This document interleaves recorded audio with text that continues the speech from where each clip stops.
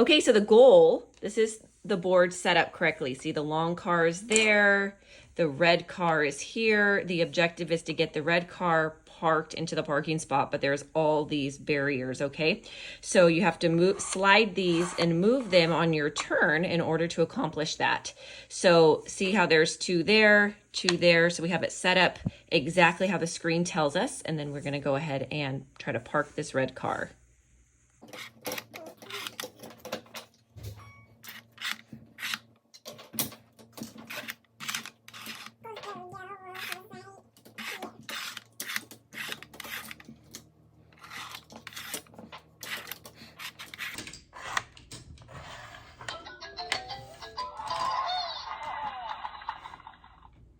Takes 3 AAA batteries right here.